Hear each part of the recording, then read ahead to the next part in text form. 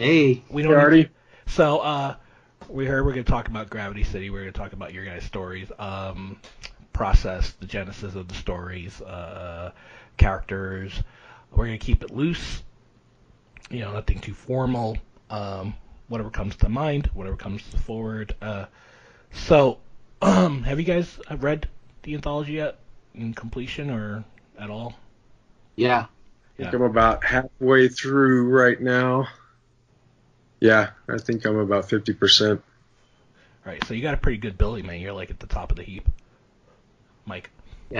Yeah, thanks, man. I saw that. Like, holy cow. All right, so do you want to kind of go through what your story's about, where it came from, what the premise is, where influence, yada yada, all that stuff.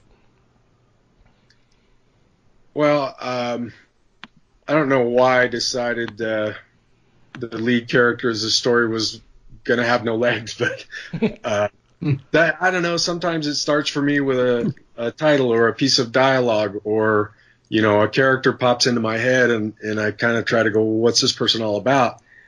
And he was a combat veteran. I was in the Marines. I didn't see any combat. I was in the Marines in the late '80s, and it just kind of popped out there, and it kind of spoke to me. Kind of a military background guy. And just I kind of went through that, what it's like to have lost his legs and come back to the world. And it's really kind of timely because a lot of our veterans find themselves coming back and just kind of being crapped on and pushed aside. And, a lot of them are committing suicide and things. And this guy has just kind of fallen on really hard times, and he's turned to dealing drugs for a while. And it's really clear. He's not proud of it. He's not one of those guys who's trying to justify it.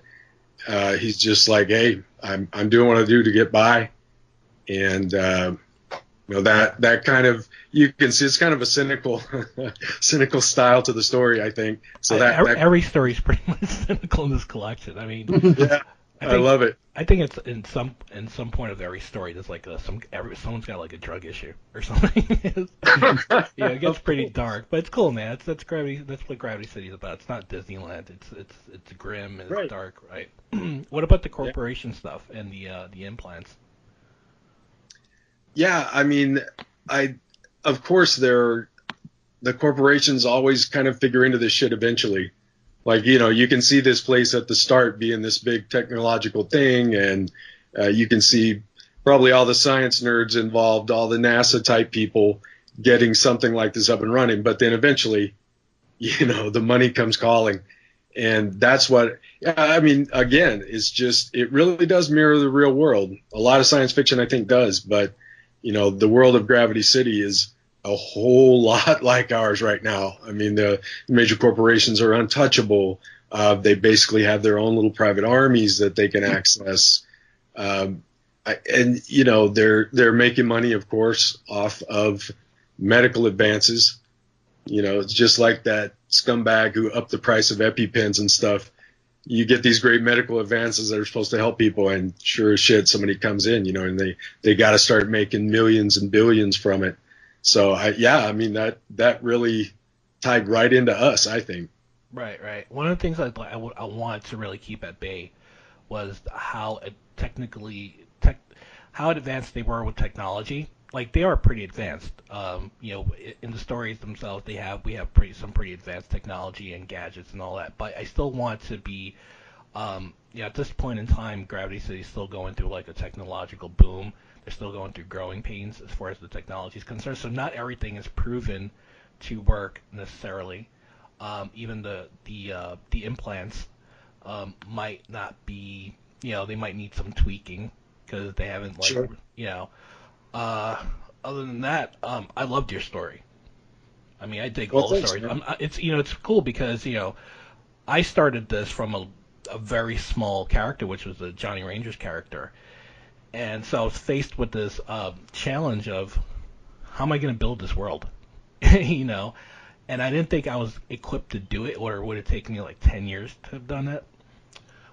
Which is why it was important to me to get the anthology together, and not just that, but just see how other people would approach the material. You did a very good job of that, and so did Chris. Chris's story is really cool because it has that. Yeah, it is. Yeah, it's got like that old school Dick Tracy reporter Yep. chasing the story, and things don't always work out. Or, I don't want to spoil anything, but things get rough for a bit. Yeah, I love it, man. And I really thought that was cool of you to kind of open that place up and just let us do our thing and really explore the world. That you don't see that a lot in the creative industry, whether it's publishing or TV or movies. You don't see that a lot. So I thought that was really cool, man. Well, yeah, because this world hasn't really grown yet. It's growing now, and hopefully, the stuff that you guys implemented, hopefully that becomes like canon. That's a popular word. And I'd like to see all the characters come back at some point. Like, do you see your story like possibly being a sequel, or is there a room Yeah, for that? that would be cool. I mean, usually for me, it's about how much I really like the characters in it, and I love this dude. I loved his sister, and her wife, her girlfriend. All those people were just really cool to me. So yeah, man. I mean, I think I'd really love to go back. Now, did you grab elements from like other stories? Like, was there like a clear influence, or were you just like pretty much like free balling it? Well, it's kind of cyberpunky. I wish I could be William Gibson when I grow up, but that dude's language is light years beyond me. But I love that world. I love that kind of grittiness, the detail. So I think a lot of that kind of stuff influenced me reading him, and I love his world creation. And I can see a lot of that here, that kind of gritty, real, kind of street level feel. That's what it's slimy. It's really slimy. Yeah. I love it. That's appealing. That's real world. And a bit of the cliche is, you got the dichotomy of the rich living in the floating pavilions and stuff like that. They're living way above, high in the sky, and the have-nots are down here below. Not here. I'm not actually there, but you know what I mean, like down, like on the streets.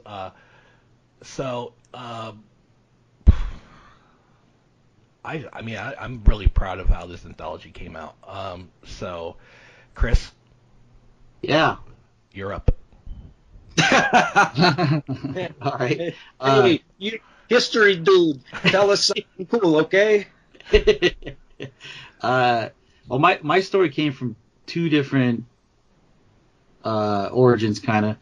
The first was when we were talking about Gravity City, and you were explaining it to me when you were first talking about this anthology.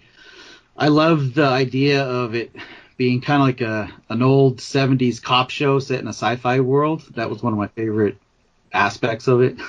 And I was trying to think of some shows that I could pull stuff from, like, Beretta, Starsky and Hutch and stuff like that. But what I really ended up coming back to was another one of my favorite shows from the 70s, which is Kolchak the Night Stalker. Yeah. And that's where I got the idea for the reporter. So I figured there were probably going to be other, like you have cop characters in yours, and I figured there might be other people that want to do cop characters or detectives. So I decided to go with a reporter instead. And he's kind of my own version of Kolchak, and I have a couple nods in there, like him throwing his coat and missing the coat rack and stuff like that. But then, of course, he needed like some kind of supernatural or paranormal thing to be writing about and investigating. And almost everything I write ends up coming back to superheroes because I'm such a comic book fan from when I was a little kid. And so I thought about what if there's like a kind of a vigilante, almost superhero, but dark superhero going around killing bad guys in Gravity City, and he's looking into it. And so, yeah, I thought it was... which is funny because vigilantes were a big thing back in the 70s and 80s. Yeah. So it kind of falls in line with the, I guess the vibe of stuff. The Death Wish and all that, yeah. Yeah, because really, I mean, Gravity City really came from me watching, and I said this on the last podcast, I binged on Dirty Harry for an entire summer back in 2014, 2015. And I was just laughing the whole... And I had no intentions of ever writing a sci-fi thing, because at the time I was doing horror I was working on Diablo Del Mar. But I figured, it'd be funny if you take Dirty Harry and you put him in a world where everything around him is just moving so fast, but he just stays like planted where he is because he's so stubborn, and grumpy. So he doesn't subscribe to technology. He doesn't carry a phone. He sleeps in his car. Even his weaponry isn't that advanced. It's just a simple like gun. So it's it's a mishmash of Dirty Harry, Dick Tracy. People are gonna think Blade Runner, but I haven't even seen Blade Runner at that point. I only watched it recently, and I'm like, ugh. So so it did come from a lot of the 70s and 80s shows, like Chris was saying, like the Beretta, Starsky and Hutch. I mean, I just last year I binge watched Barney Miller, all 8 seasons. Yeah, I loved it, and that's the inspiration for the next Johnny Rangers book. It's more about the squad and the other detectives and how they maneuver around each other and stuff like that. So, so Chris, hello. Yeah. Oh, so is there more to your story? Like, where aside from that? Well, yeah. I mean, there's other stuff in there. I don't want to really spoil too much, No. but There's the amazing use of the word defenestration. yeah. Mm-hmm. Huh? My original idea, was to call him the defenestrator, which is throwing someone out someone that throws someone out of a window. But in the story, his editor overrules him and says he's got to call him the Reaper, which is the name that he came up with. So That's cool. Because it sounds sexy. Editors will do that. Yeah. Right. Like Jonah Jameson, they'd be like, what is that? No, call him the Reaper. That's cool. Yeah. They'll sell papers. Yep. For sure. I mean, but we worked on another story for the anthology, and Mike, you're probably not there yet. We worked on a Red Baron. Red Baron, right? Yeah. Wow. So how come you guys, you were already working on some other stuff? I know. Did you decide to just team up on this right off the bat? I had a skeleton version of it, and I got to a point in the story where I just couldn't nail it. And I asked Chris to do it because Chris writes really good space battles, because he's a little more familiar with that. I haven't written a lot of sci-fi. Sci-fi is not my thing. So I said, I just gotta give this to Chris. Let him handle that. I just kind of. I did you. Yeah, I was like, here, you do it. I can't do it. But yeah, it came out really good. And that's what caps off the anthology. But Nice. But that's a story that does not take place in the city. It takes place out in the desert. And I wanted to do that just to keep things a little fresh. Just to see, like, all right, you're in the city, there's about, 9 stories, right? There's about 9 stories in the anthology, and they all take place in the city. But I thought it would be interesting to see it from a different angle, like, what happens outside the city. And there's just so much stuff that could go down. But we have plans. I mean, I have plans for the next couple of books, and actually is going somewhere. I don't know if I'm not going to talk about it because, one, it might not happen, and two, it will be a major spoiler. But, this is really what I wanted to do was take heavy metal. I love heavy metal. And 2000 AD, I don't know if you guys read the 2000 AD comics. Oh, yeah. Right, which is more Judge Dredd than, if anything, I would say this is more Judge Dredd than really Blade Runner. Mm-hmm. That's cool. Because, again, I never watched Blade Runner. All I know is Harrison Ford's in it, and it's about replicants. That's as far as I got with that. That is inexcusable. Yeah. It's the best movie ever. Have you guys seen the new one? I heard it's This really guy good. out of here. Yeah, I have. Mike and I both.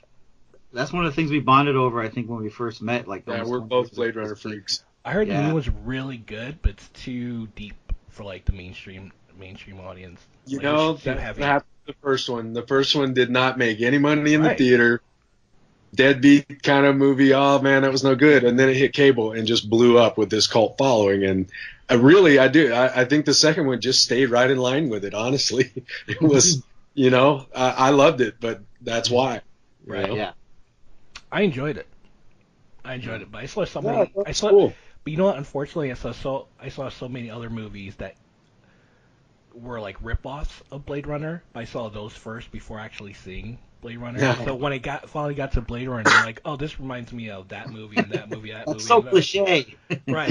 It's almost like when you see John Carter on Mars, right? There was a thing when that movie came out, people were accusing it of ripping off Attack of the Clones. Right. But little did they know that it was really George Lucas ripping Right. off that story, not the other way Right. around. Yeah. So it's interesting. I mean, like I said, I'm probably sounding like a broken record at this point, but I really like the way the anthology came out, and there are a lot of stories to be told, and hopefully we can continue telling those stories because the characters are really cool. I like Chris's story because it's got like a Batman thing to it. Yeah. But Of course it does. Yeah.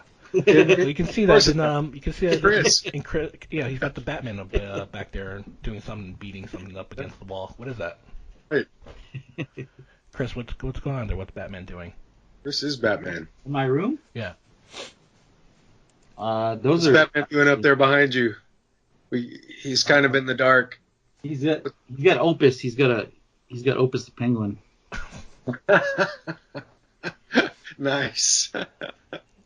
So, That's pretty. like I said, I'm happy with the way it came out. Hopefully, this thing grows legs and takes off. You know, and next week can't get here soon enough. Trust me, because I just wanted this baby out. And the music. Oh my God, have you? I mean, I know Chris has heard it. Have you heard it, Mike? I've been listening to the piece that you posted online. Yeah. That was pretty cool, man. Yeah, it's actually 10 minutes long, and what he did was he wrote a piece. If you listen to music, it changes up a lot, right? But that was intended to represent each story. It's like an overture. Yeah. Right. So there's like 7 or 8 pieces in the piece of music, and it changes because it's supposed to change with the mood of the book, I guess. So now I have to read the book and figure out which pieces are to which pieces.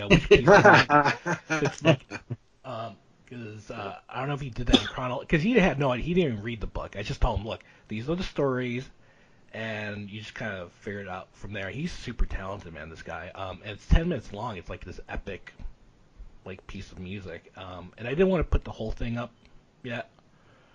And it goes through these transitions where it starts out like really atmospheric and pretty, and it goes into this like super what do you call it, synthwave piece that I didn't upload, that you haven't heard yet, but Chris has heard it, and it just kind of switching up, and it goes into that huge epic blowout at the end, which I love. I listened to it like 4 times today through my headphones. I almost cried. I mean, like it's so huge sounding, because honestly I wasn't expecting that. I thought that he was just going to produce some kind of like dance track. Right, because in these stories there's a genre called Deperky. Yeah, right? It's Deperky music. So I'm like, just get a little weird, dancey and stuff, because I kind of wanted to, try something interesting. And no, he just went full score with it. I'm like, holy cow! When he wouldn't let me listen to it, by the way. No, I swear to God, he wouldn't let. I had no input in any of it. He was like, no, I'm gonna write it. And I'm gonna give it to you finished. And you're gonna love it, and I did. I was so surprised. That's it. I'm like, when I first heard it, like I sat here, like literally, my eyes got glassy, because I was just like, holy cow, this is amazing. So that'll be out next week. I was hoping for a movie deal, but we're gonna have to wait for that one. So wow, man, we've been talking for a half hour already. Nice. 20 minutes. Yeah. So, Mike, you wanna? Yeah, I'm really curious about what you do with the FX stuff. So you wanna maybe talk about that? Because by the way, Yeah. I have this habit of whenever I buy a movie on DVD, I never watch the movie first. I always watch the bonus features. Because I'm such a effects groupie. That's the first thing I have to watch. I just love watching how all the movies are made. Yeah, and I've always done. I did that with the Star Wars DVDs. I always watched the bonus features first because I've always wanted to see how the makeup and the. So you want to talk us through that for a little bit? Are you okay with that? Yeah. Right. Yeah. when I left the field of police work like in 2003, and a friend of mine said, "Hey, you want to do some just basic grunt work at this shop where I'm working until you figure out what else you're going to do?" And I said, "Yeah, sure." Well, this quote unquote this shop where she was working was Stan Winston Studios. So I know nothing at this point. I knew nothing. I was like 36 years old and transitioning into this new world. And one of the guys there started teaching me how to make molds. I worked my way up through the mold shop, and for the last few years, I've been the project coordinator for Fraction Effects. And we're getting a lot of stuff going on right now because we did a lot of stuff for Westworld Season 2. HBO is really featuring that drone host, that white thing standing behind Bernard in a lot of the promotional stuff. We made that as a fully practical suit. We did all the surgical sequences and stuff on the Nick, Season 1 and Season 2. That was crazy, doing actual surgical techniques from the 1900s. It was just brutal, and so just some of the stuff was savage. It was like, damn, this was in a top hospital where this stuff was happening. So we did some pretty crazy bodies and surgical gags, and I didn't come into it as an artist like these guys. I don't sculpt or paint. I came in through making molds. So I'm a fan. Just like you, I'm a fan of watching them work. And as a coordinator, I get to watch everything from the life cast of the actor all the way through, the sculpting process and all the pieces that get run. So, yeah, I mean, it's a really just the coolest job I think I could have right now. Now, do you have any creative input? Like if something comes out a little funky, you're like, no, go back and redo it? Or? I don't do that because I work really closely. There's just me and the owner and CEO of the company, Justin Raleigh, and he's the art director for the company. He's always there. So I prefer that, man. It's they're still on, like you're making art for hire. So you're on the clock, but it's still, you're going to a sculptor and giving them art direction. And me not being a sculptor, that's really tough. So I really love it. Justin's a sculptor himself, so he can speak their language. He can tell them exactly what he wants. And, of course, his name's on the product, so he has all final say. And, of course, you have to take input from production. Right. Sometimes that's like, you want to do what? Right. And then you'll crank something out that's amazing. They'll toss it just for whatever reason, right? You never know. You never know when a design's going to get redone. You never know when there's a rewrite in the middle of the show, and you have to come up with something 180 degrees from where we were before. So, yeah, sometimes it's nutty, man. And like every other aspect of show business, I think the hours go crazy sometimes. You got to turn around this incredibly complicated thing in just a handful of days, and people work around the clock. And I think anymore the business has just accepted that. Like, that's the business model. Right. Well, I need it. I want it. I want it next week. So, you're like, well, either we turn down the work or we crank that thing out. And so, you do it. And hopefully you make something cool and it looks great on camera. No, everything looks fantastic. I saw the featurette that you posted, and guilty as charged. I've not seen one episode of Westworld yet, just because I don't watch TV. Sorry. Yeah, sorry. But I do want to see it though. It's just I don't get around to watching so much stuff. There's so much you stuff can to stream, take in. Man. Go to HBO Go. All right. I think you can get it there. No, Yeah. But like I say, I do have intentions of watching it because it looks incredible. I've heard so many good things about it as far as the writing and their direction's concerned. Yep. The direction is all beautiful. Jeffrey Wright, Evan Rachel Wood, all those people, they're just insanely good. Like, you watch it now and you're like, hey, that person was into the shop for a live cast. But then you see it on screen and it's not them, they're totally in their character. Right. And that just blows me away. Like, the way it was all put together was really cool. The storyline is trippy. People are, they're already discussing it online and arguing about the timelines. And I think they just did a really great job putting that together. They know their market. Now, do you guys work mostly out of California? Do you go on the road and to locations and stuff like that? We do. I usually stay at the shop because I'm like, the floor manager, shop manager guy. So I'm back at the shop while the build is going on. And a lot of times you're in production while you're building. So we'll have a crew on set, say, we did some stuff for Aquaman, which of course right now I can't talk about, but Right. a lot of stuff's been leaked from photos, but I still, people can find it online. Sure. But we had a crew that had to go and handle suits and things. So yeah, sometimes we'll send people, they went to Australia. We did the 300 sequel, and that shot in Bulgaria, which was an experience. That was really funny. Now, how far out do you have to start production on the like whatever the concept art and stuff like that? From once it's conceptualized and you have to go into the shop and start work. How far out before that do you have to?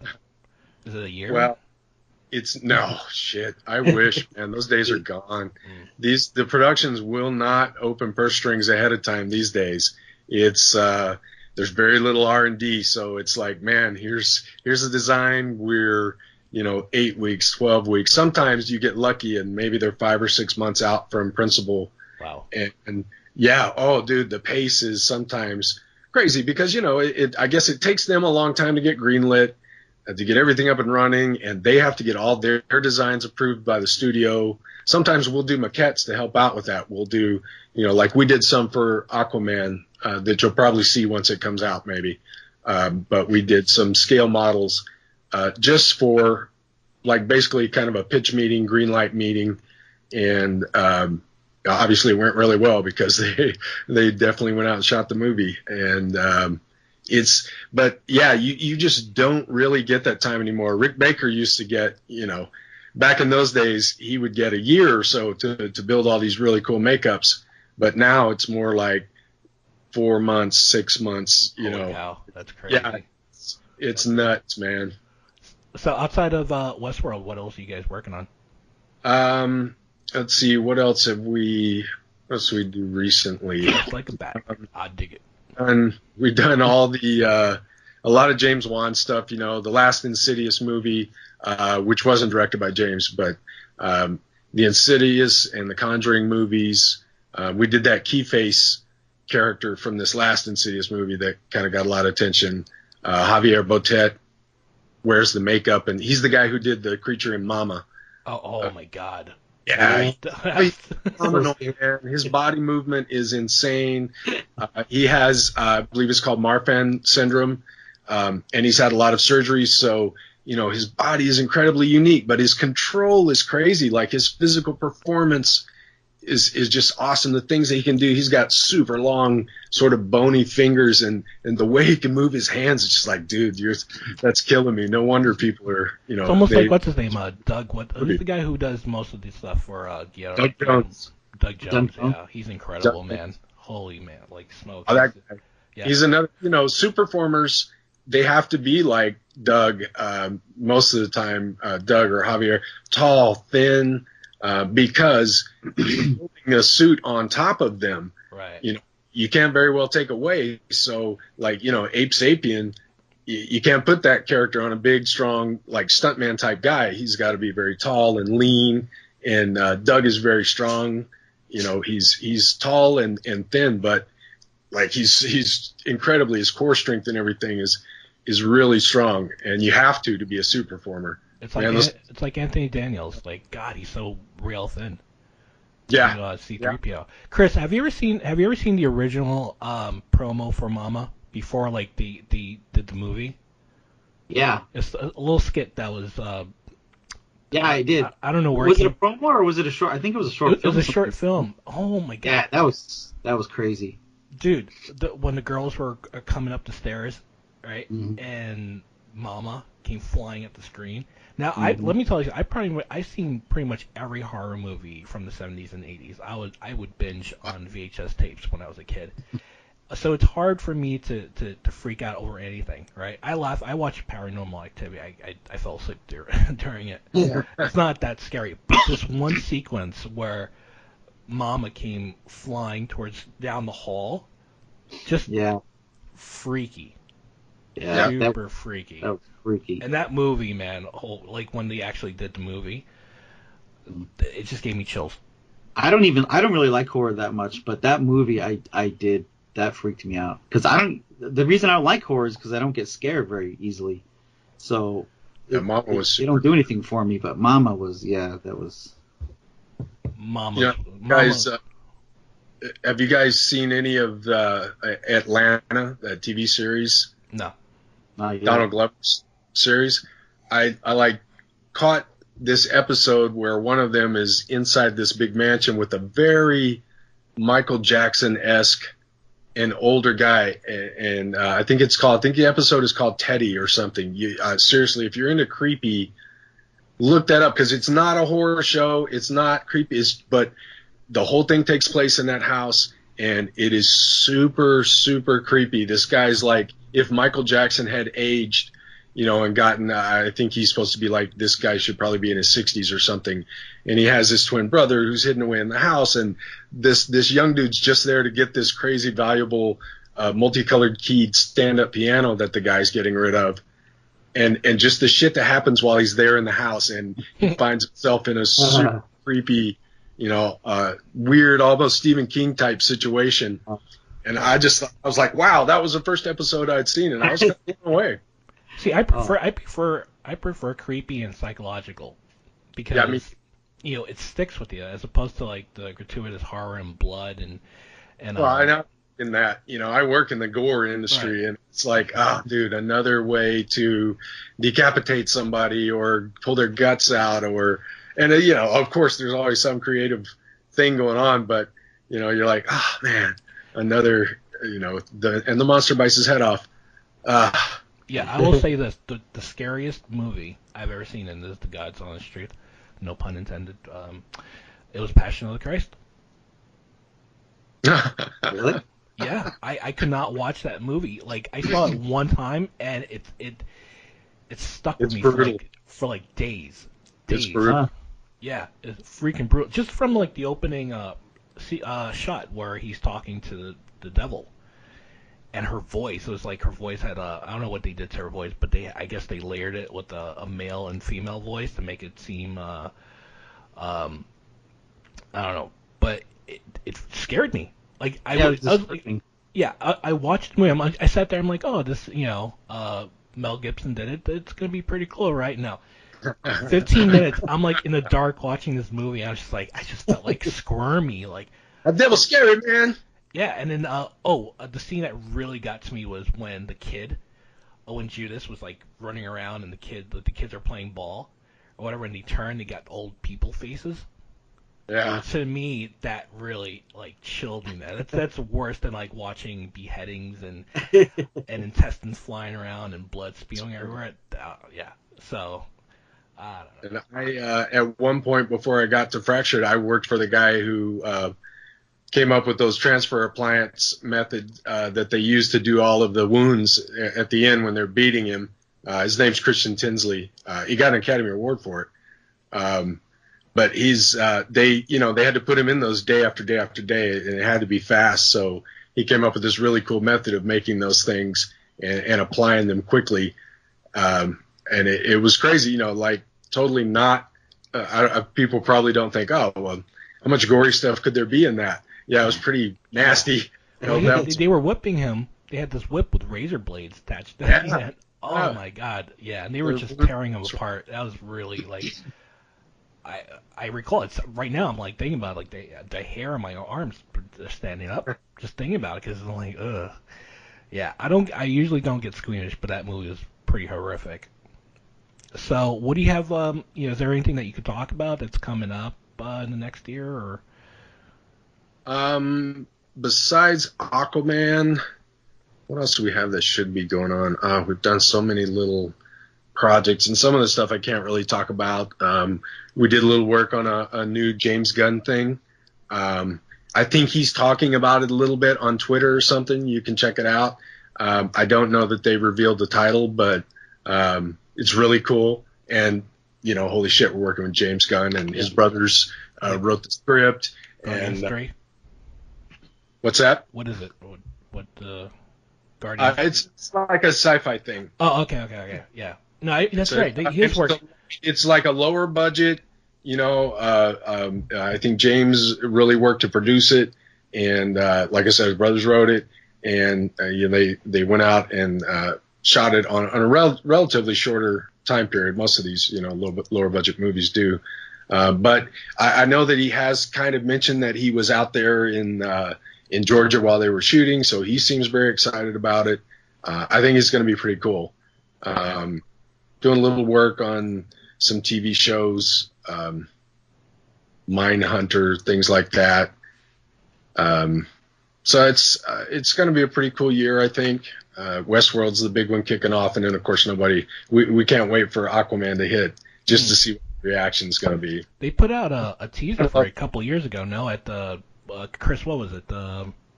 At Hall H, they did like this a minute and a half preview for Aquaman, but I don't think it's going to be in the movie. I think it was just something to get the audience.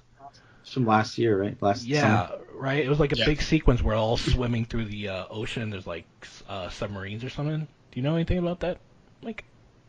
I didn't see that initial one, but I know, of course, that new movie, new director, and all that stuff. So a lot of things were redesigned before they shot for this. So we're really excited, and just like being a fan of movies, I think people are going to love this, especially the way people have been reacting to the Aquaman character. Just from Justice League and stuff, like, dude, that's the best part of Justice League. Oh yeah. Well, initially he got a lot of bull crap for the role. Like when they announced Ben Affleck, oh my God, everyone just pulled up a giant truck and just dumped on him. Yeah, but he pulled it off. I thought he was great. I thought Ben was great as Batman. Cool in there. And I think Jason Momoa is just like, he's just this natural kind of crazy wide open personality, and I think that people are really digging that kind of version of Aquaman. My man. Yeah. Because normally you see, like on Big Bang Theory, they fight over who has to be Aquaman last to go to the Halloween party. Everybody always makes fun of him. Yeah, he's a badass now. It's pretty cool. You mentioned lower budget sci-fi. Chris, did you see the? I don't even know if there's a trailer out for it yet, but George Martin's sci-fi show. Yeah, I did. It looked pretty cool. When is that coming out? Next month, I think. Really? That soon? I think, or maybe June or July, I think. Yeah. That's pretty cool. Yeah, I like stuff. I like movies like Moon, where it's not like this huge spectacle sci-fi. It's like more you actually have to think about it, and then like there's more based on character than the spectacle. Yeah, Moon's a really good movie. Mike, what did you think of Infinity War? You know what? I haven't seen it yet. We just went to see Ready Player One the other day. What'd you think of that? I thought it was cool. I mean, I'm one of those people who's always like, yeah, I kind of like the book better. But that's just because it was a little more personal. I mean, that's like my era. And, in the book, I mean, the fact that they go in and play joust instead of actually fighting, the king, I thought that was so cool. But, I get it. Movies are big, and you got to go with the biggest image you can get and all that. Like I said, I work in the business. I see the changes come through. Right. And when the scripts get rewritten and stuff. So, yeah, I get it. But I enjoyed it. It was a lot of fun for me. And we had the theater to ourselves. That was cool. Lucky you. Because, I don't like people. You know what? That makes the three of us. Yeah. That makes the three of us. So rude now. It's like, damn, dude, you came to a movie to talk? Yeah. Yeah, I haven't been to a theater in years. The last movie I saw, believe it or not, in the theater was Revenge of the Sith. Wow.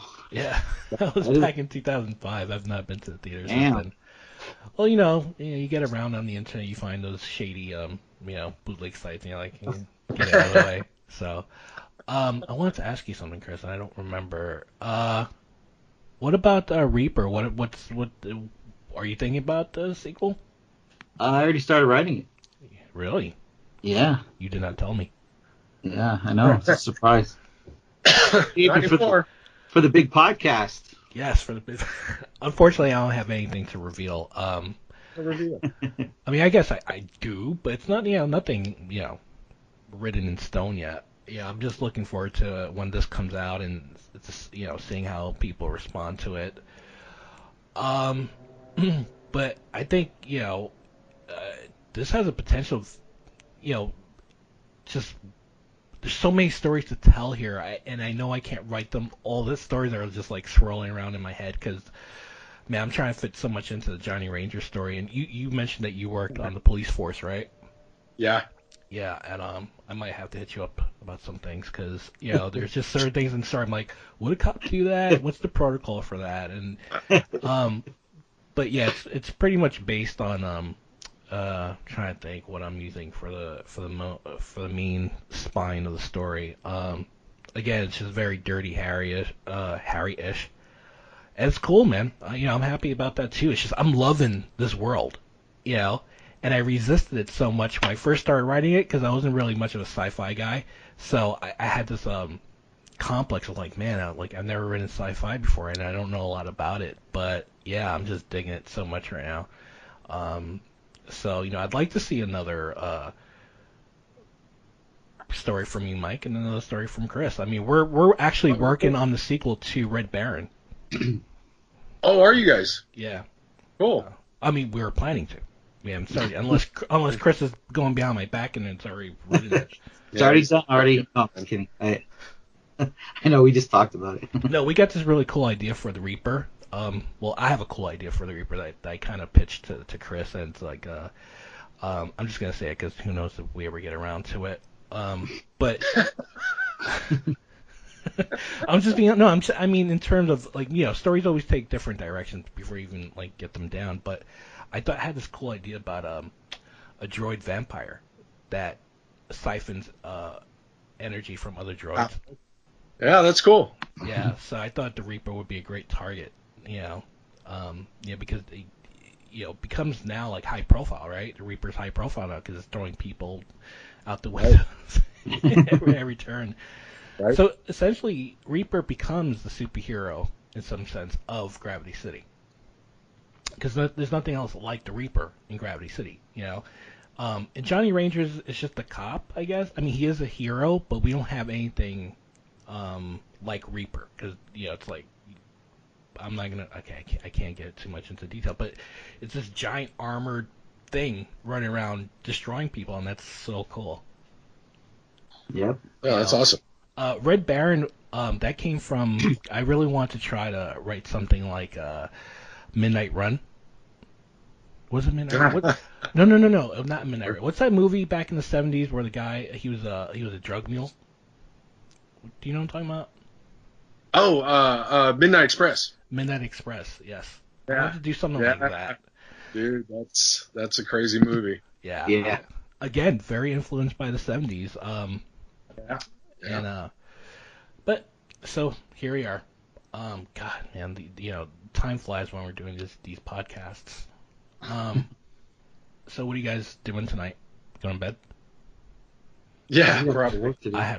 Yeah, man. Yeah, my wife's been relegated to the living room, so I'm sure she'll come back here and we'll hang out. And what do we got taped tonight? The Goldbergs. Yeah. Gotta watch the new Goldbergs. I just realized how funny that sounded. It's like, what are you guys doing? Go to bed? What are you asleep? Hey, old guys, what are you doing? What are you guys wearing to bed, huh? Pajamas. But yeah, man, I had a blast talking to you guys tonight. It's great to finally talk to you, man. Yeah, I'd like to make this podcast thing a regular thing. Hopefully, kind of. That'd be cool. We'll have to get you on camera. Yeah. How's my hair look? Beautiful. Same as always. Luxurious. Well, like a shampoo commercial. I'm hoping to get I'm hoping to become the L'Oreal spokesperson after Gravity City blows up. I hope it's like a 70s Breck commercial. Yeah. Yeah. See, nice. rooted in the 70s, man. Yeah. So, Mike, what's the chances of you possibly doing special effects for Gravity City in like 5 years? Bring it out, man. Hell yeah. We'll do it. That'll be in the contract. This guy has to do everything. He has to do our special effects. Man. More than willing, dude. There's a lot of cool stuff to do in here. Oh, I love the robots. I love robots. I love droids.